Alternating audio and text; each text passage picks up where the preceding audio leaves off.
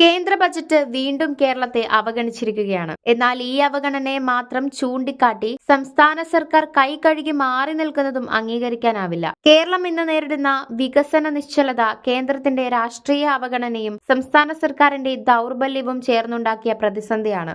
7 അതിവേഗ റെയിൽ പദ്ധതികൾ രാജ്യത്തിന്റെ മറ്റ് സംസ്ഥാനങ്ങൾക്ക് പ്രഖ്യാപിക്കപ്പെട്ടപ്പോൾ കേരളം പൂർണ്ണമായും പുറന്തള്ളപ്പെട്ടു.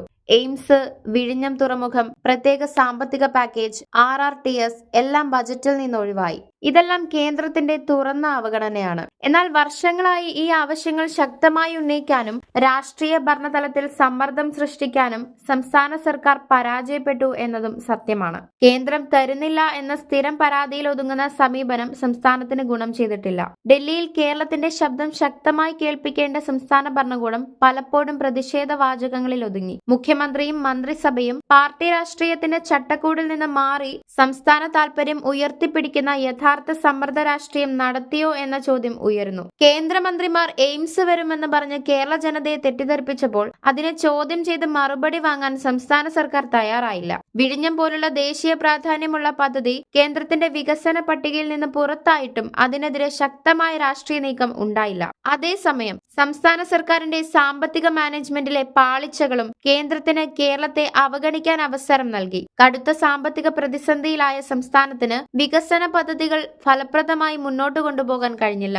കേന്ദ്രത്തെ കുറ്റപ്പെടുത്തുന്നതിനൊപ്പം സ്വന്തം പരാജയങ്ങളും സർക്കാർ അംഗീകരിക്കണം. അവസാനം കേരളത്തിന് ലഭിച്ചത് ധാതു ഇടനാഴിയും കടലാമ നിരീക്ഷണ പദ്ധതിയും മാത്രമായപ്പോൾ അത് ആമയും തേങ്ങയും എന്ന പരിഹാസത്തിലേക്ക് ചുരുങ്ങി. എന്നാൽ ഈ അവസ്ഥയിലേക്ക് കേരളം എത്തിയത് ഒരു ദിവസത്തെ കേന്ദ്ര ബജറ്റിന്റെ ഫലമല്ല, വർഷങ്ങളായുള്ള രാഷ്ട്രീയ അനാസക്തിയുടെ പ്രതിഫലനമാണ്. കേരളം ദാനം ചോദിക്കുന്നില്ല, അവകാശമാണ് ആവശ്യപ്പെടുന്നത്. ആ അവകാശം കേന്ദ്രം നിഷേധിക്കുന്നു. പക്ഷേ അത് നേടിയെടുക്കാൻ സംസ്ഥാന സർക്കാർ കാണിച്ച ദൗർബല്യവും ചോദ്യം ചെയ്യപ്പെടണം. കേന്ദ്രത്തിന്റെ അവഗണനയ്ക്കെതിരെ ശക്തമായ പോരാട്ടവും സംസ്ഥാനത്തിന്റെ ഭരണപരാജയങ്ങൾ തിരുത്തുവാനുള്ള ആത്മപരിശോധനയും ഒരുമിച്ചില്ലെങ്കിൽ കേരളം വീണ്ടും വീണ്ടും ബജറ്റുകളുടെ പുറം വരികളിലേക്ക് തള്ളപ്പെടും. ഇത് കേന്ദ്രത്തിന്റെ മാത്രം കുറ്റമല്ല, കേരളത്തെ സംരക്ഷിക്കാൻ പരാജയപ്പെട്ട സംസ്ഥാന ഭരണകൂടത്തിന്റെ ഉത്തരവാദിത്വവും ചരിത്രം രേഖപ്പെടുത്തും.